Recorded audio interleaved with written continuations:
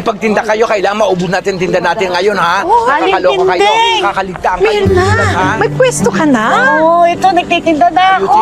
Ay, oh, mabuti naman. Ay, nasa si Marites? Bakit wala siya sa pwesto niya? Wow! Tinding is back! Live in Manila!